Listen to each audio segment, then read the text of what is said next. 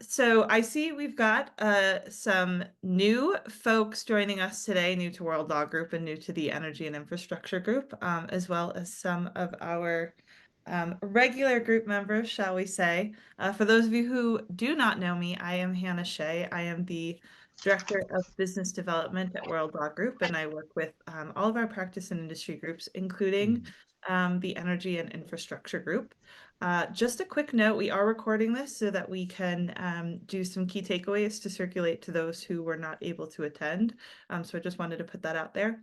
If you wouldn't mind taking a moment to rename yourselves to include your firm name. I see Philippe, Gabrielle, Julian have all done this, but you can do so by hovering over your own video and clicking on the three dots in the upper right-hand corner, and there's an option to rename. Or you can find your participant name in the participant list and hover over that and select more. And under there, there is an option to rename. If you can't figure out how to do that or you're having issues, just send me a private chat and I will be happy to help you. With that, I am going to hand it over to our two practice group leaders so that they can briefly introduce themselves and then hand it over to our today's group facilitator. This is a discussion that we'd like everyone to participate in.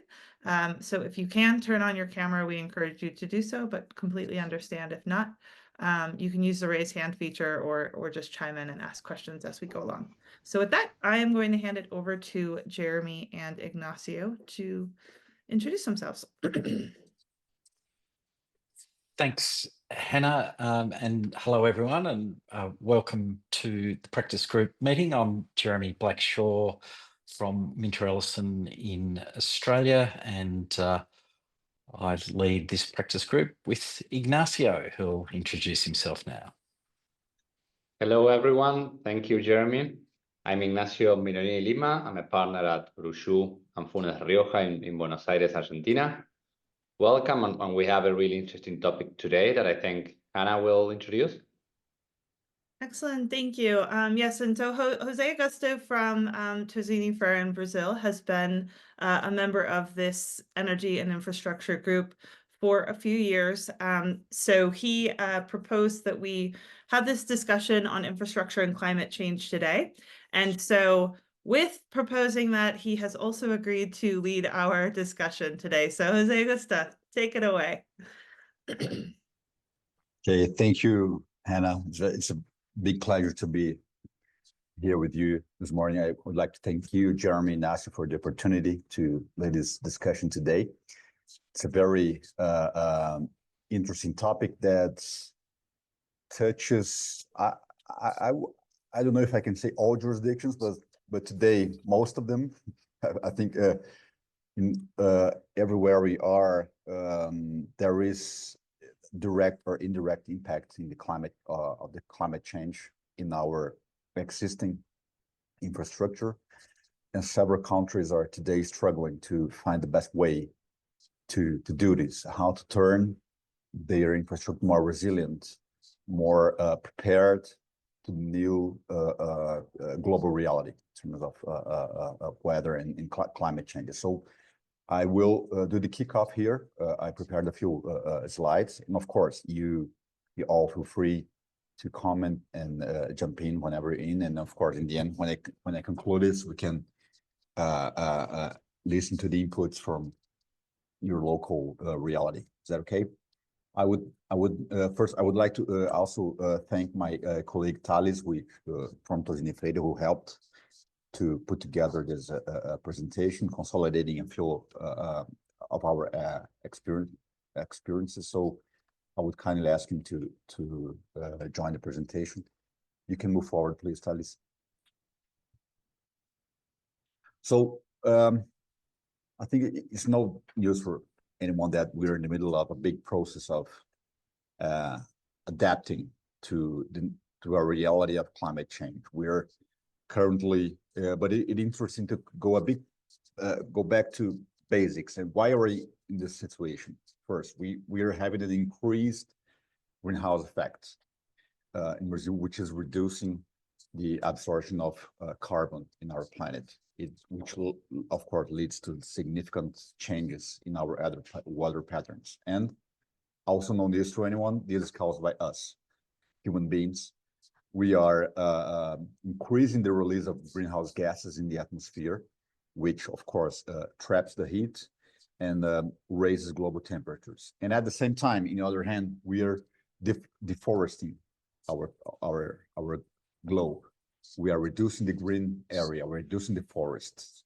And by doing that, we reduce our capacity to absorb carbon, to absorb CO2. And of course, this is a terrible combination. We are increasing the release of greenhouse gases, and at the same time, we are reducing our ability to absorb carbon. So the result is what we're seeing today. We are facing several problems in the several climate changes that lead to the need to invest in resilient infrastructure in our in different countries. Some are more effective, some are less, but everybody has to be protected. Go ahead, please, Thales. I brought a few numbers from the OECD that show the dramatic increase.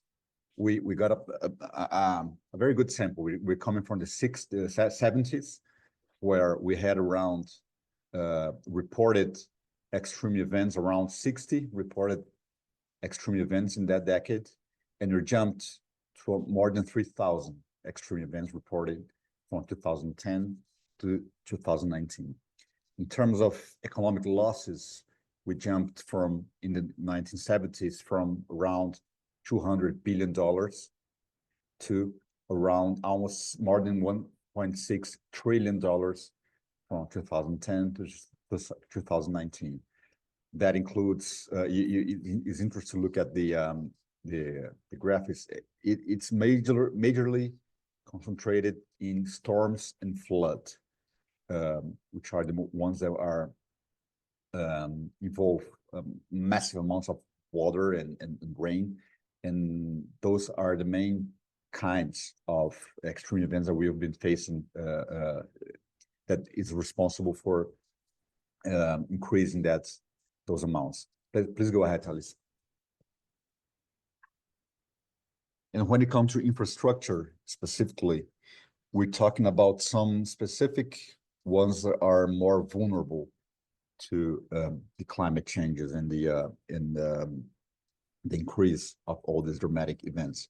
First, of course, transportation, the reliability and capacity of our transportation structures are very severely compromised. We have especially roads, railways, ports, and in Brazil, for example, we had a major impacts in terms of slides from landslides that completely damage the capacity of usage of certain highways in Brazil, which affect the mobility between communities, which is a big problem. We have problems with water infrastructure, which ends up causing another problem, which is a problem of public health, because whenever you don't have a proper water infrastructure, you end up causing several diseases and epidemics in the country. So we've been facing that in certain areas of Brazil too. Energy infrastructure, extreme heat reduces the efficiency of the power grid and renewable energy delivery, which ends up makes the countries turn to more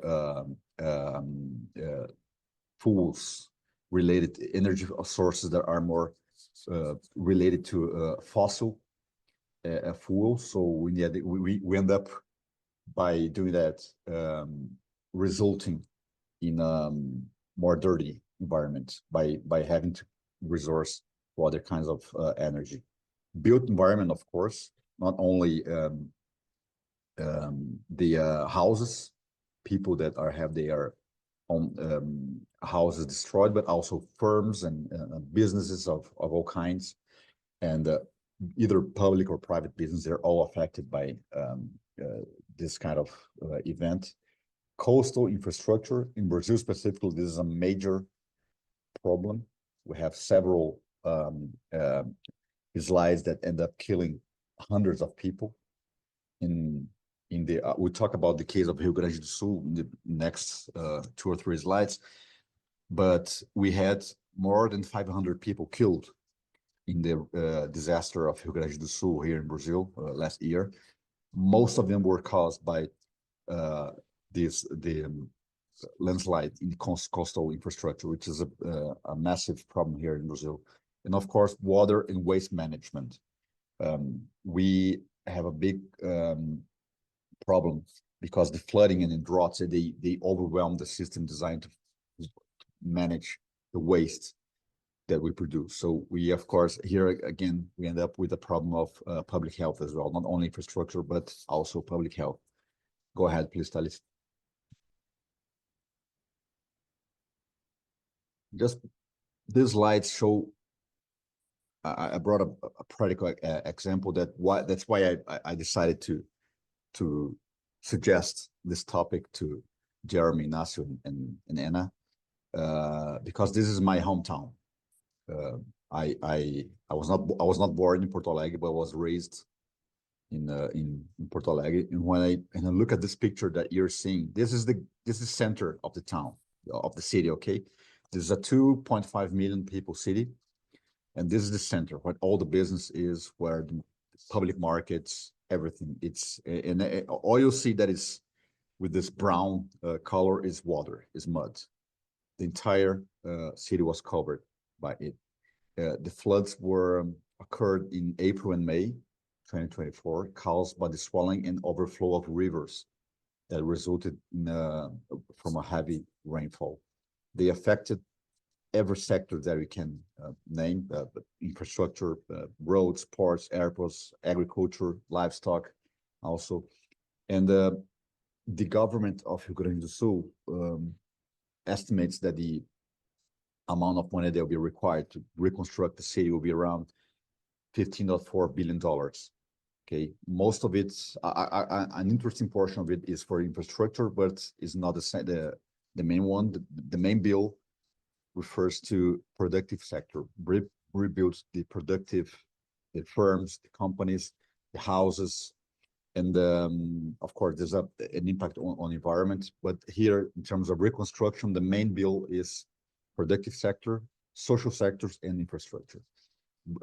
Currently, Rio Grande do Sul is adopting several types of projects for resilient infrastructure, including recently there was a cooperation agreement signed with the Netherlands, where they are used to deal with a life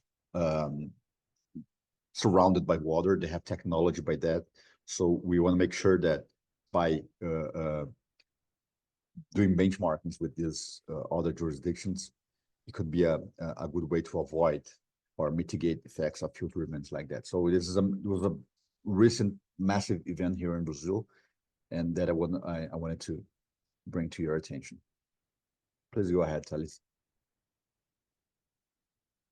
Well, we're now in the middle of a global effort for resilient infrastructure. According to this OECD, the resilient infrastructure, that's the name that is being more commonly used to refer to this kind of infrastructure.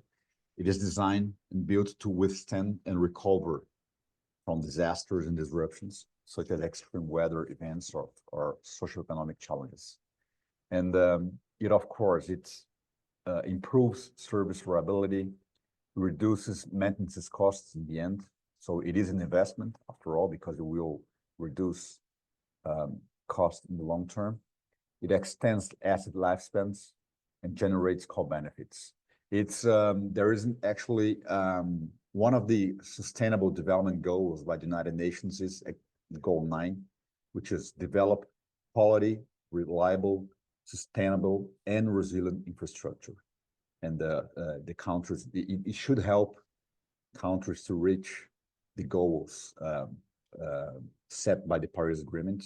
Brazil specifically should reduce the country's net greenhouse gas emissions between 59 and 67 by 35.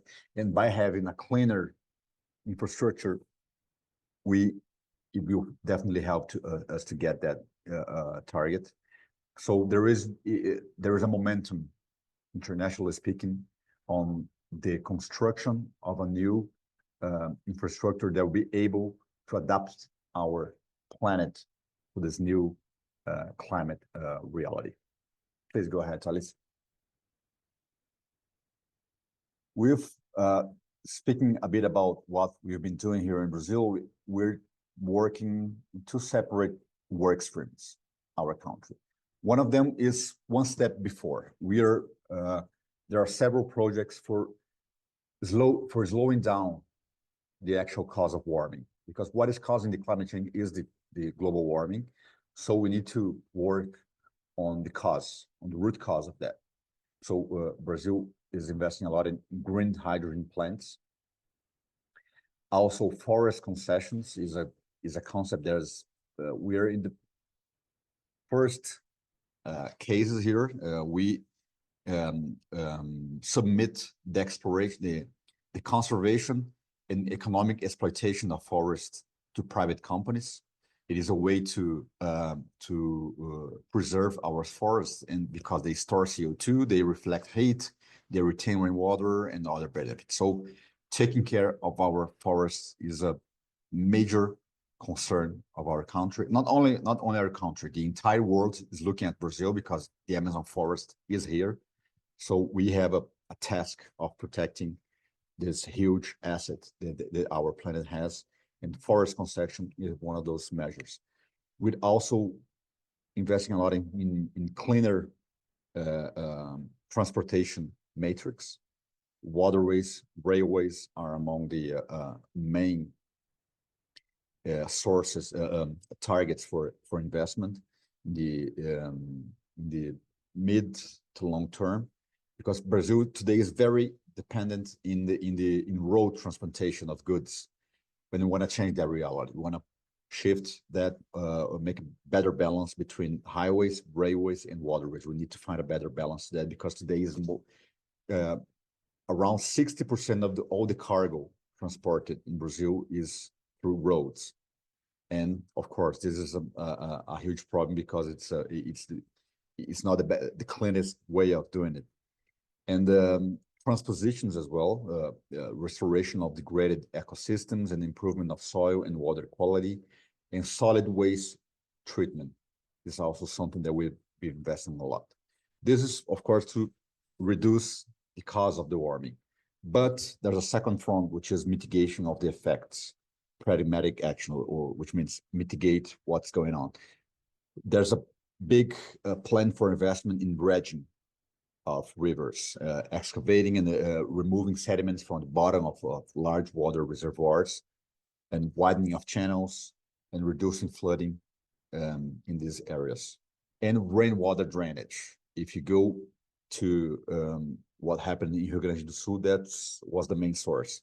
We had problems because our rivers were not well dredged, and so there was a huge flood in the rivers, and they ended up in Porto Alegre, because all the rivers they bring to they end in a lagoon in Porto Alegre, so which invaded the entire city. So we should invest in both urban and rainwater drainage and dredging services. We now have a law. We recently passed a bill in Brazil which sets all the legal standards that define the topic as a priority. So we also are doing some updates in our legal system. Please go ahead, Thales. So there are some possible structures for that, structural contractual structures. One, for some cases, there's always an element of government, okay? Because we're talking about massive infrastructure updates. So either the government contract does it directly, it puts it makes the project and then it procures it for private companies to construct. There's a way of doing it. And the other way of doing it is through cooperation with the private sector. The two main ways of doing it, I think it's there are several jurisdictions that have similar structures, but one of them is through concession. You hand over to the private sector the entire investment and the economic exploitation of the asset. For example, that's how we do in roads, in railways, in ports as well. And we also have a model of private-public partnerships. Whenever their concession is not viable, for example, in some cases, for concession, the concessionaire, the company, is only paid by the users. If there's not enough money by users to fund the project, then the government must go in and also pay the bill. So we switch to a model of public-private partnership, which also counts with public money as well to pay the bill. So it's a mix. This is more common, for example, in waste managed projects. Also, whenever you don't have like users that pay tariffs in a day-by-day basis, for example, waste management and others, drainage services in urban areas, then we count with the PPP model because you also need the money from the public government. Please go ahead, Thales. How much does it take to have a more resilient infrastructure, globally speaking?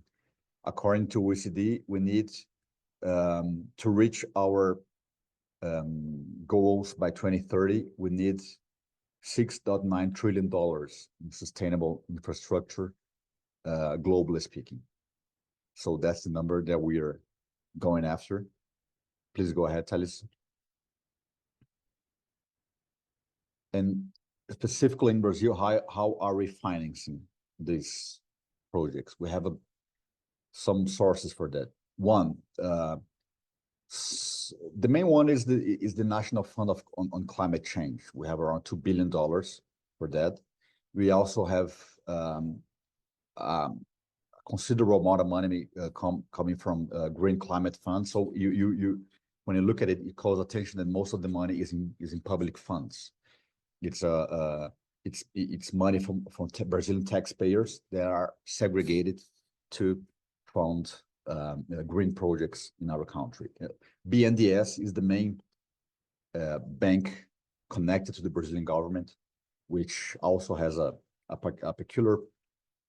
peculiarity of being used to fund infrastructure projects. Is the main funding entity for this kind of infrastructure in Brazil. We also have bonds that are raised by private companies, infrastructure debentures. Whenever there's a company that, for example, enters into a concession for a railway, a port, or whatever, it can issue bonds in the private market to raise that money.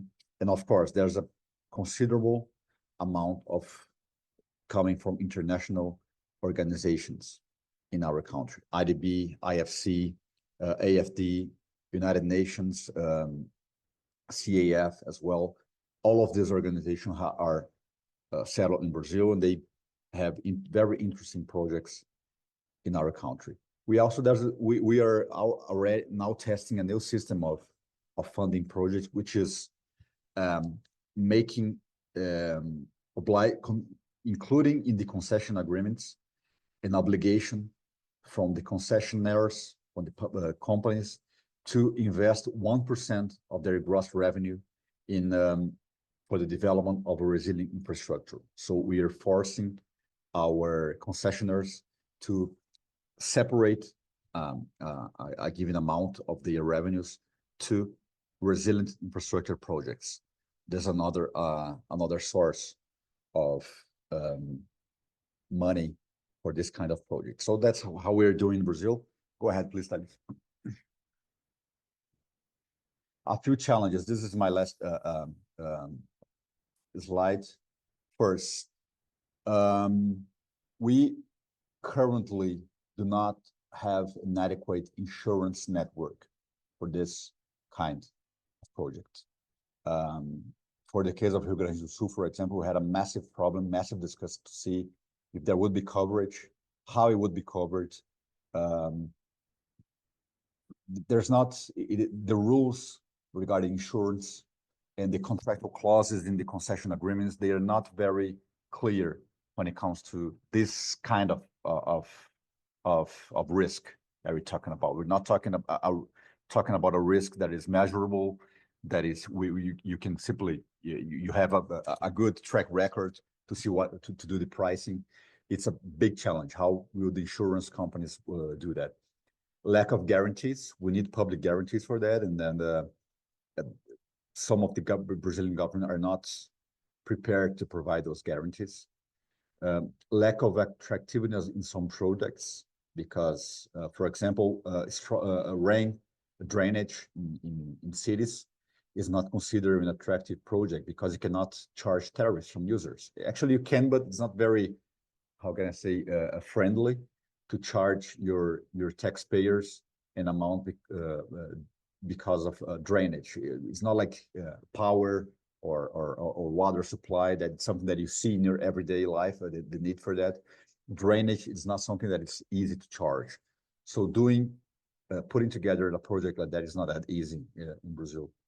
And also there's a big challenge for coordination between federal government and subnational governments. Just to give you an idea, subnational governments were responsible for 69% of climate significant public investment in OECD countries. So there's a major challenge to negotiate, to reach agreements, and to put, we're not, most of the infrastructure of this kind is not only one municipality or one state where it's all connected. We're talking about network infrastructure in many cases. So we need to have coordination. This is a huge problem, a huge challenge. So that's it. So now, how is your country doing that? We are here. I would like to start our discussions. I sent some emails to some of our colleagues that from other law firms of World Law Group and asking them to bring their local experiences. So now the floor is yours. Whoever wants to contribute, please feel free.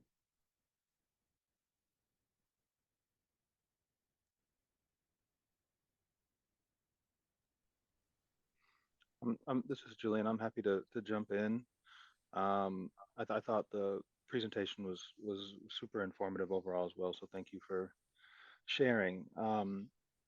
If we were to think about like required investment and some of the gaps from an infrastructure perspective, I think we can see there's been some changing winds at the federal, administrative level where perhaps some of the projects when it comes to like energy, for example, I think some like the thinking and the approach behind wind, for example, has changed significantly, and so I think that we're still kind of watching trends and developments. I think that we'll see, so-called renewable energy projects and sort of green infrastructure projects move forward, but perhaps more at like a state by state level. And so that kind of, I think there's still opportunity there, but it creates a bit more challenge in terms of finding investment and also kind of navigating the regulatory framework with a less centralized approach. But I also think that there's some really interesting, trends and developments from a private side perspective as well, and I think that there's some interesting kind of like innovative things that particularly as like legal professionals and consultants that we can deploy. A couple, and I'm happy to put this in the chat so that folks can take a look at it later.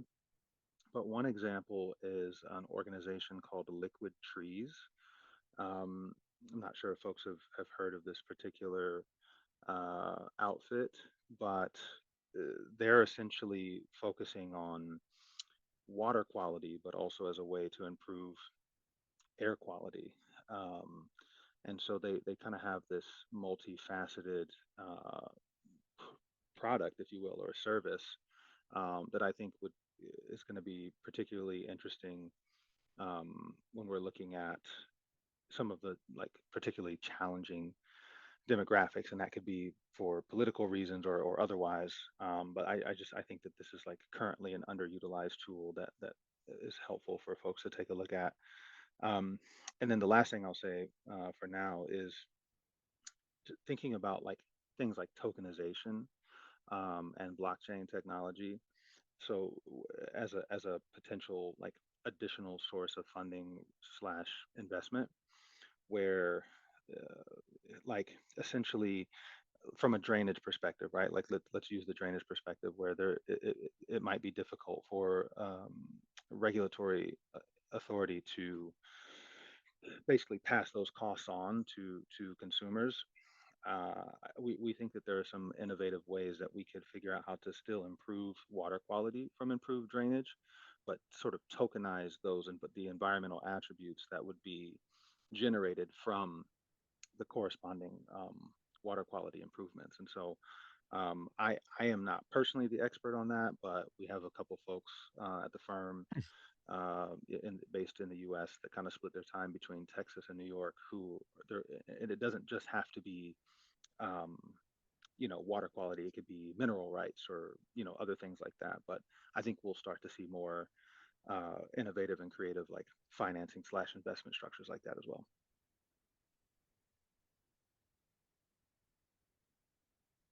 Very interesting. Good to have good. I know that right now you're facing a challenging moment in terms of, especially the federal government, and there's a lot of uncertainty of how the federal government will tackle, especially in the international treaties and how the U.S. will behave in that specific sector. We hope that we still can count on you, on American money, American funding for projects abroad, which is they make all the difference. I really hope that. And Absolutely. I wonder if Ms. Yoko Maeda from CDU is connected. So she can bring a few inputs from Japan. Is that possible, Yoko? How are you? Sure. Hi, good. How are you? Thank you very much. Nice to see everyone. And this is my first time for me to join this Zen infrastructure group. So thank you very much for having me here. Welcome. Thank you so much. And I have to confess that this is not the area of my expertise. So I can just give you a very, very, very general information. But it seems like other countries, Japanese government is, how do I say, is working on the plans to enhance resilience of infrastructures against climate change. And because you may know that Japan is surrounded by the sea, and also it is characterized by mountains and with like steep, very fast flowing rivers. So Japan, because of that, Japan experiences very frequent water and disasters due to heavy rainfall. So one of the government focus is to like strengthen water disaster and coastal adaptation measures, and as well as improving climate prediction accuracy. Those are the focus. And also another, at the same time, Japan has large cities like Tokyo and Osaka, and they're increasingly suffering by urban heat. So, addressing those urban heat island issues has become another priority area. So the government, more specifically, government is trying to enhance and expand their flood control mechanisms and expanding the capacities of existing infrastructures like dams and other water retention facilities. And I just wanted to share this photo of facility underground Japan. Underground of an area in Tokyo, which is a kind of very popular place for tourists actually, because it is kind of beautiful. Can you see that screen? I'm sorry, not this one. Yeah, we can see it. You can see. So you can see this is a person here. I don't know whether this photo is a good one, but it is called like underground temple probably because of those, those the structure, the shape of that. It looks like a temple from old ages, but actually it is a retention facility underground the city to kind of prevent the flood in the cities. And another probably interesting aspect of Japanese government I heard is not because of the climate, not how do I say it? Japan has a history of exporting its infrastructure technologies outside Japan, and especially using the government fund to developing countries. So as a part of such, initiative, Japan is now trying to export more infrastructure technologies in relation to this, climate change, like a resilience area. So that is a very general information of Japanese government initiative in this area. Good. Thank you. Thank you, Yoko. We here in Brazil, we are very lucky to count with the Japanese expertise in our infrastructure sector. As you said, you export a lot, and we have many of the main Japanese companies already settled in Brazil. Many of them investing in the infrastructure sector. So, of course, I know that for Japanese companies is a big challenge to navigate in Brazilian legal landscape, especially. But you found a way to do that. We've been together for more than 100 years. So I think the Japanese companies and people have already found a way to do that. We are very lucky to have your technology and investment here in our country. So that's a good thing. Glad to hear that. Thank you.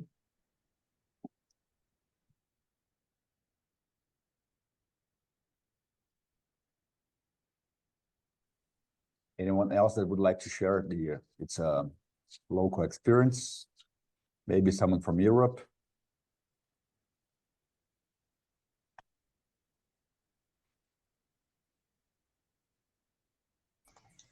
If I can, I will give it a go. If it's of course okay with you. It's the first time I participate in this conversation. My name is Hanne Mølbæk. I'm from Copenhagen, Denmark, and I'm a partner in Bech-Bruun. I work with energy and infrastructure.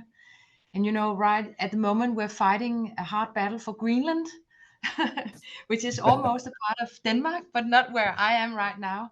There are no ice bears in the street where I am.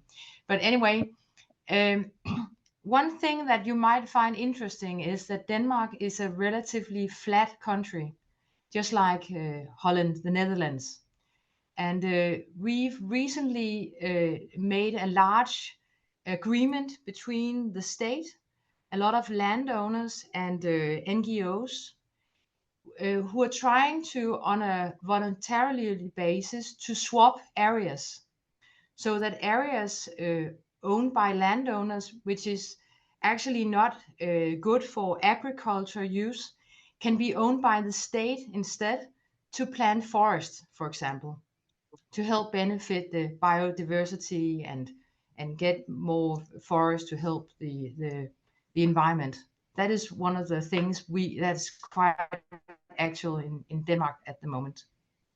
Yeah, so that might be an idea. Good, thank you, Hanne, and welcome to our committee. Thank you.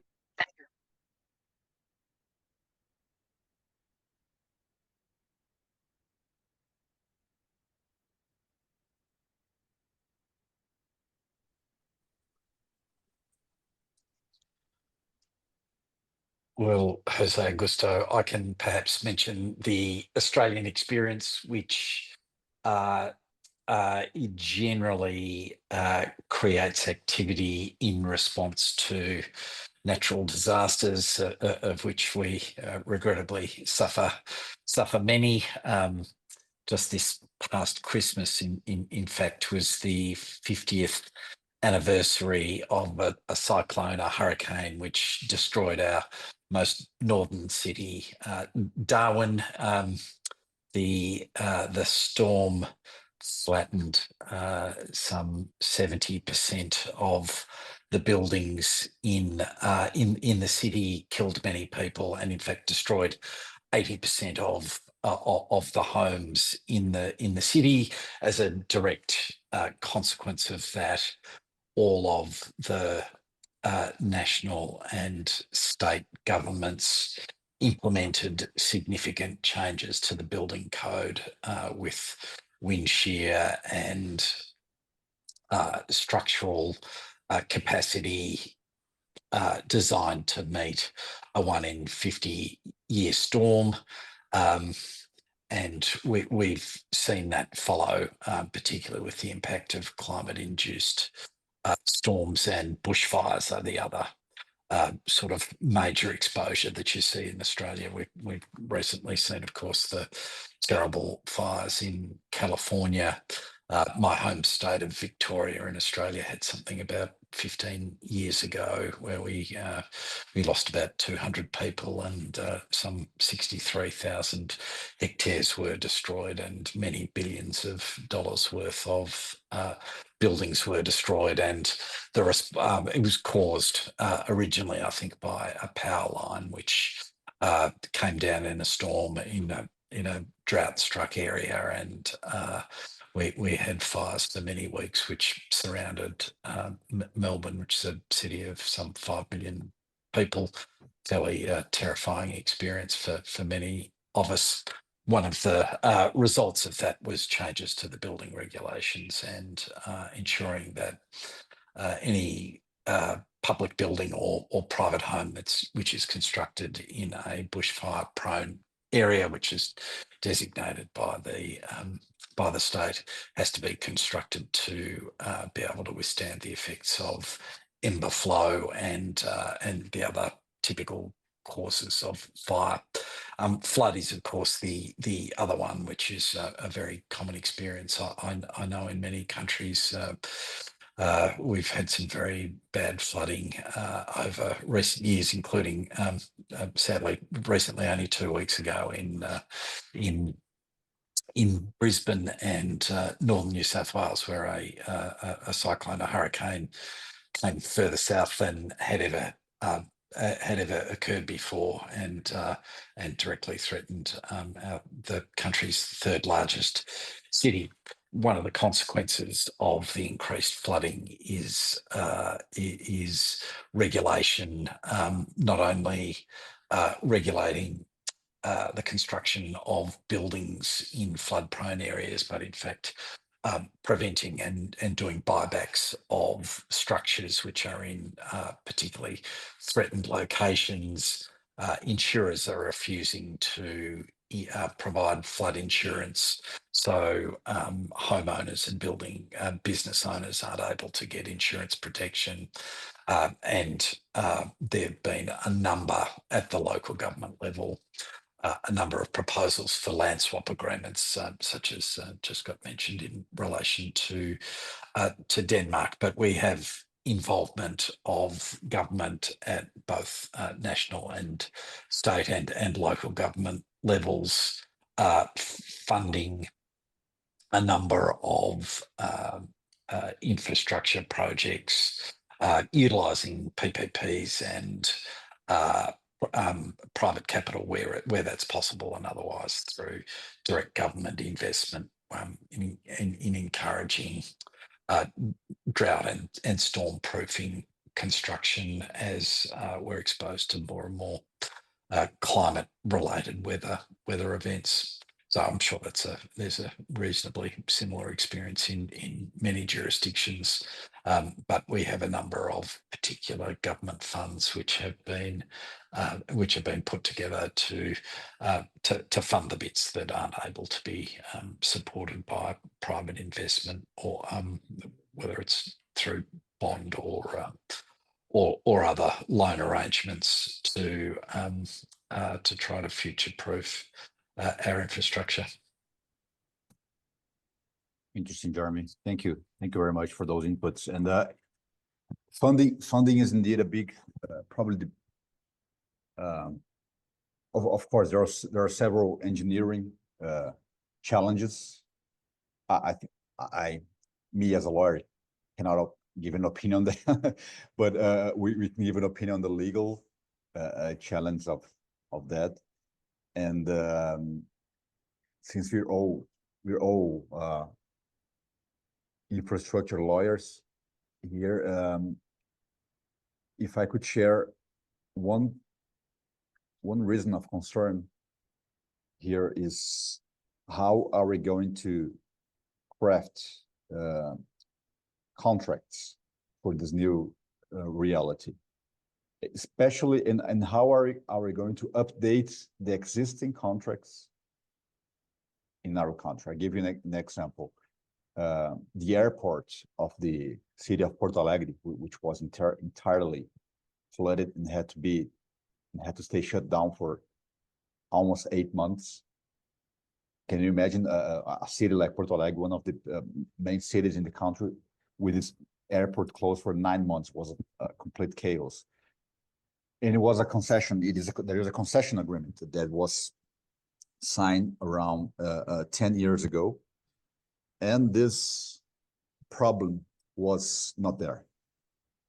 The price of tariffs, the guarantees offered by the government were based on a completely different scenario. And now that all this thing happened, the contract still has 25 years of life. We still have to live with the same contract for additional 25 years. And now we know that things like this can happen again. So how do we adapt our contracts to this new reality? That involves given that the remuneration of this company comes from the payment of tariffs by users. The infrastructure will get much more expensive, because now that the airport had to be completely refurbished with new equipment, a new kind of concrete and all kind of new material that will make it much more expensive to maintain. So there is a big struggle now about who is going to pay for the new reality.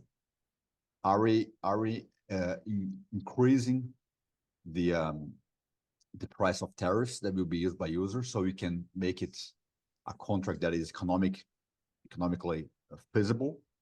Or is the government going to pay for the difference so we don't need to put too much weight on the users, on the final users of the service of the airport? So we are now in the middle of this discussion. Who is going to pay the bill of resilient infrastructure? For the new contracts, it's easier because we already are aware of the need to have an interesting, a different characterization of infrastructure. But for the ongoing contract, it's a nightmare. We need to go to courts, have to make some. There will be probably gaps in terms of investment, because until the situation is settled, companies will not invest. So we will be in the risk of going through the same situation again as a result of lack of investment. So if there is one of the challenges that is not in my last slide is how we adapt the contracts for resilient infrastructure. So I don't know if you have similar circumstances in your countries or out of. I wouldn't say out of the blue, because this is a situation that's been going on for a while, but some dramatic events, they simply put the matter on the table and say, look, now you have to face it. And this is what happened in Brazil recently. If you have similar experiences to share in your country of tough renegotiations with private companies, concessionaires of ports, airports, railways, highways, and please share with us, because here it's a mess right now.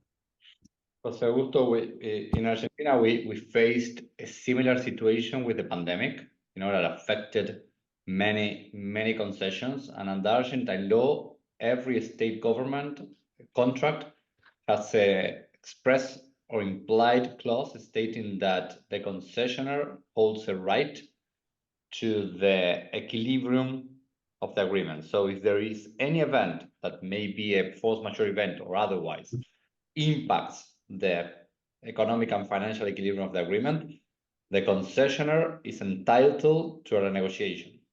The issue is that the renegotiation takes time, and maybe you end up in court if there is no agreement on how to proceed. So at the end of the day, we have like a legal entitlement to renegotiation in these kind of cases, but renegotiation takes so much time that at the end of the day, the service is affected because nobody will make an investment if she has no clarity or on the economics of the agreement. So from a legal standpoint, we have a certain guarantee. From a practical standpoint, we face an issue every time that clause is triggered. Yeah, that's very interesting, Ignacio, because we all know that the right is there. The contract says that you have to be, it has to be updated, it has to be amended.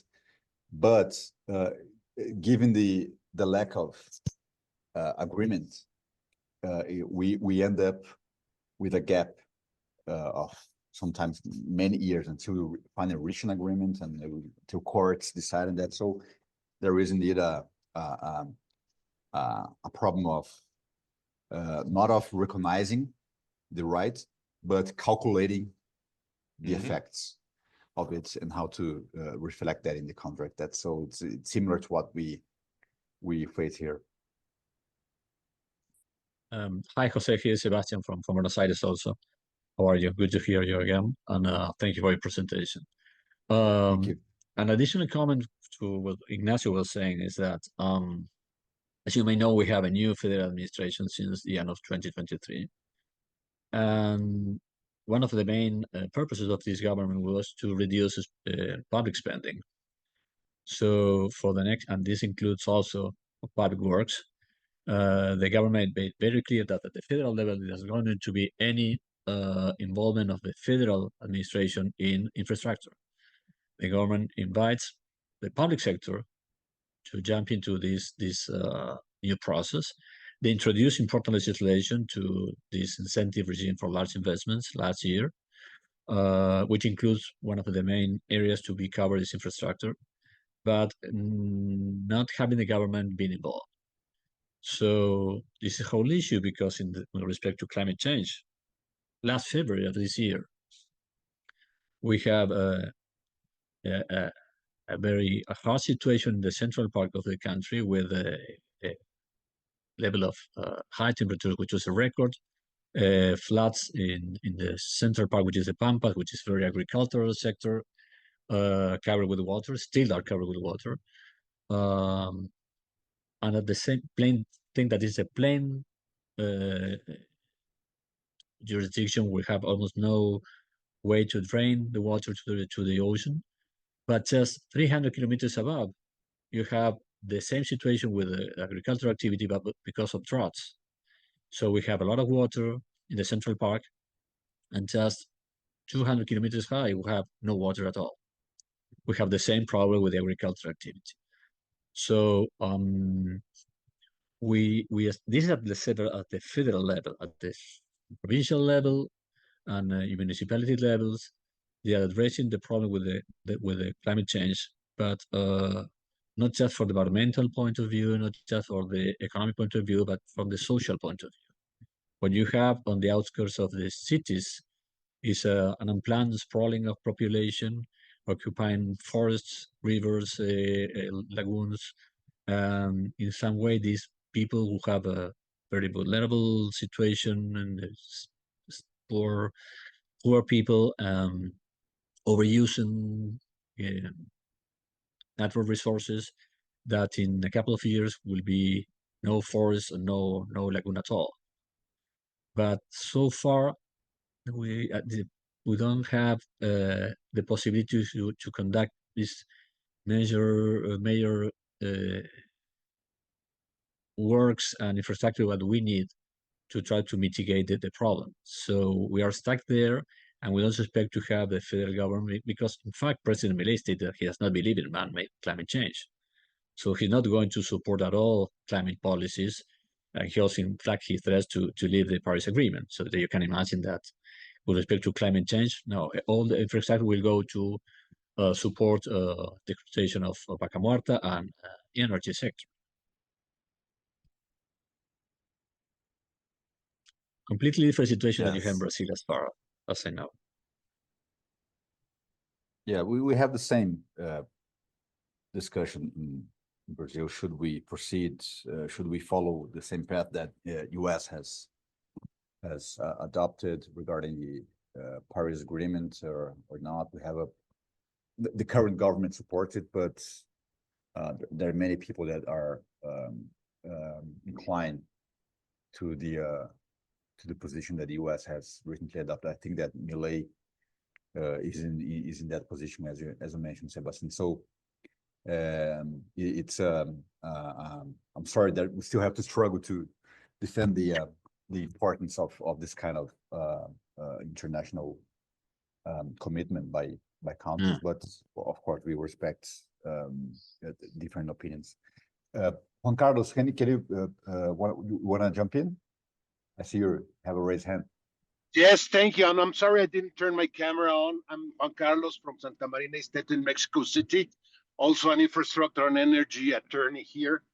I'm driving here in Mexico City, so I didn't want to bother you seeing me driving. But I guess more than a comment, I have plenty of comments regarding our concessions regulation in Mexico and the airport regulation and many other things that I do not believe are yet so updated in order to tackle the type of problem that you just described in the case of Porto Alegre's airport, Jose. But one of your comments took my attention. You said we're struggling with existing contracts, existing concession titles or agreements and the like. But when it comes to new agreements, we know what to do. My question to you would be, what kind of wording, in a nutshell, in summary, would you include in a new concession title or concession agreement? Who would bear the risk for this? Because I presume that the insurance component, it's a big one here, only to reconstruct or restore the infrastructure, but not perhaps to build a resilient infrastructure in moving forward. So if you could elaborate a bit on that, I would highly appreciate it. Thank you. Yeah, Juan Carlos, maybe I wasn't that happy by saying that we know what to do. What we wanted to say is that what we know, we are a bit more experienced about this kind of event, and the contracts that are being structured right now, they are already comprise a better risk matrix in that regard. For example, there's one of the main rationales is whenever there is a risk, that there is a reinsurance covering that. If it is a risk that is insurable, let's say, it should be borne by the contractor, and he can reflect that in its price. But whenever we're talking about a risk that is not, there is no insurance available, a risk that you cannot forecast. In that case, that risk should be allocated to the government. Okay, this is one topic. For example, in past contracts, the risk of major floods and others were not there in the contract. Now they are part of the contract, and there's a discipline for that. What party should do, what kind of measures should be taken by the concessionaire about interruption of services. This is now much better regulated, and there's there are rules that did not exist before. So in the level of guarantees also is much better now. Beforehand, contractors would enter into government rental contracts without any guarantees. The guarantee should be actually the guarantee should be presented only by the contractor, a performance guarantee. Now the market has managed to force the Brazilian government to also provide a guarantee from the public side that in major events like that, there will be also a possible guarantee either by a fund or ever for different sources in the contracts that are being structured right now. So this is one of the topics that already represent, and then of course an improvement. Of course, Juan Carlos, we know that this kind of risk always surprises. When we prepare to a certain risk, new ones come up, and we have to rearrange everything. But I think that we're in a better moment than we are like 20 years ago.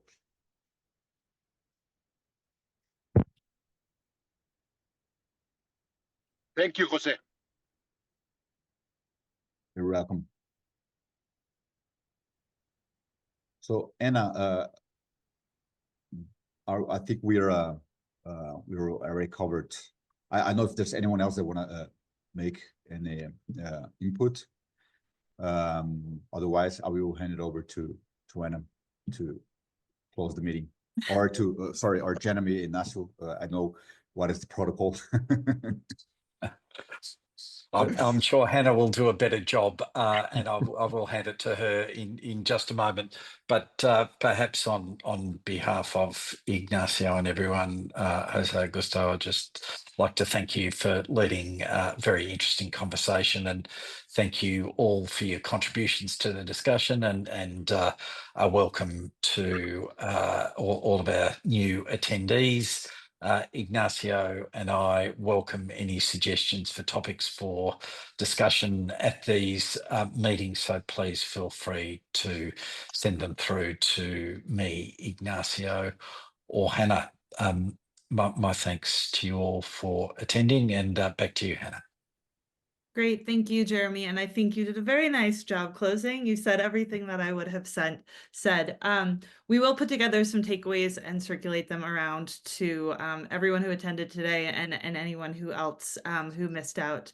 But thank you, everyone, and a very special thank you to Jose Augusto for presenting and organizing this today. But I hope everyone has a great day or evening wherever you are.